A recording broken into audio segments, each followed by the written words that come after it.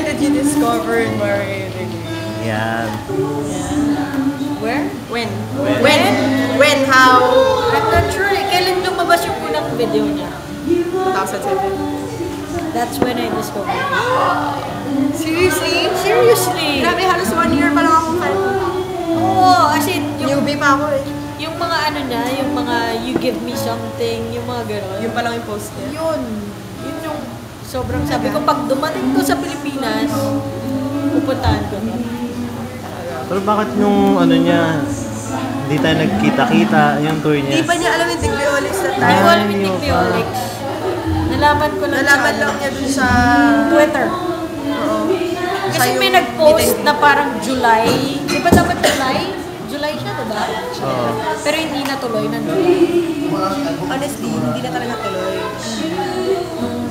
No, dapat cancel na yung show niya in Manila. Kaya lang, alam mo, Hindi, kasi alam mo yung fanbase na US, Philippines, and Japan, yun yung pinakamarami. yun nga, kaya lang, mahirap doon. Marami siyang fanbase dito, pero yung, no. Pero yung CD niya, hindi Oo. nagbebenta. Kasi maraming ano dito eh. So maraming pirate Pirate dito. O yun lang, kasi pwede mo i-download ng ano eh. Hindi. Pero ako, I make it a point, I download the pirate then I buy the CD.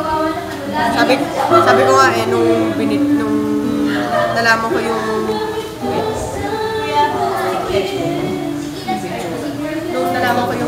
Too Much Passion, yung personally ko narinig sa kanya yung about passion niya, about music, ganyan.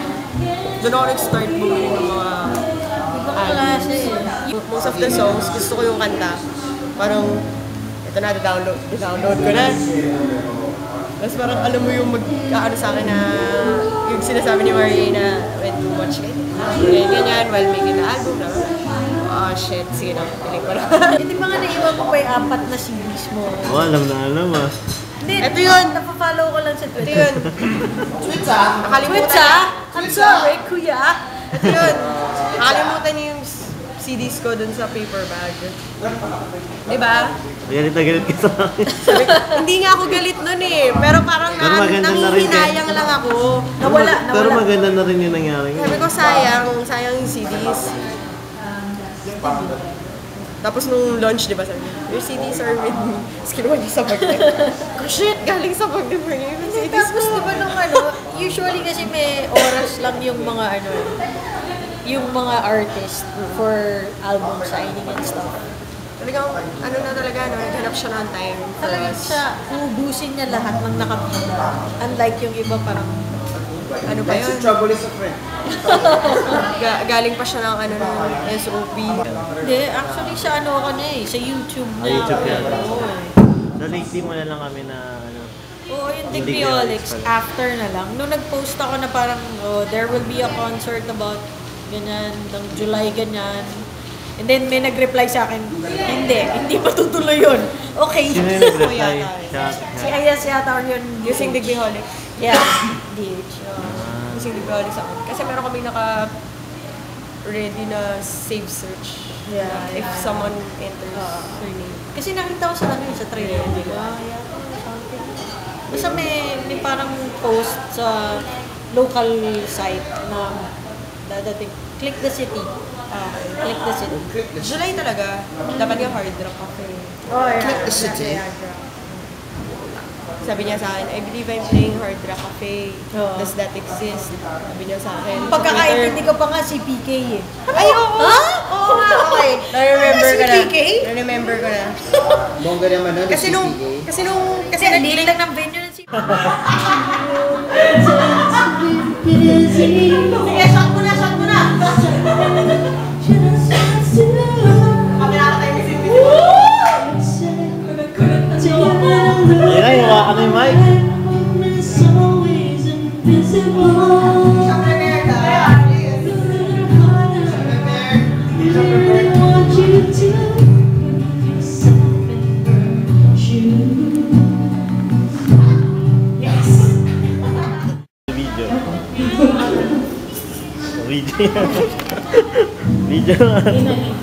Grabe naman ito makatapat video.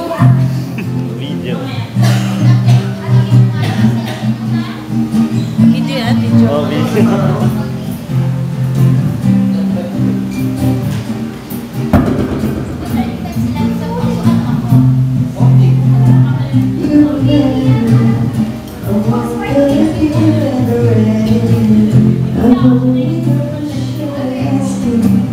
The same old thing every other year.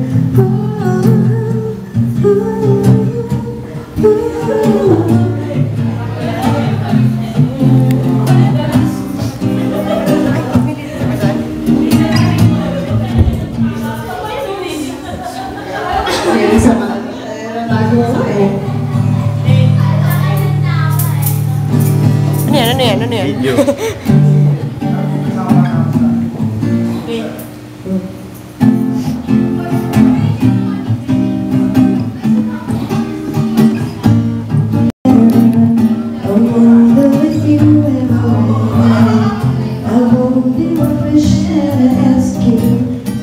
Same old thing every other year.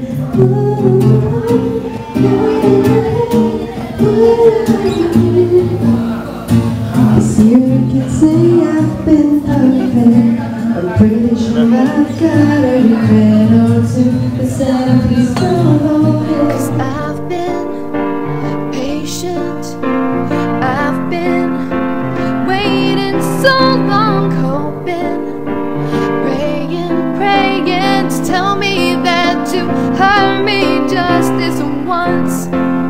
Da da da da da da da da da da da da da. Can you bring me love? Oh, Santa, bring me love. Oh, tell me the time has come, that there is someone waiting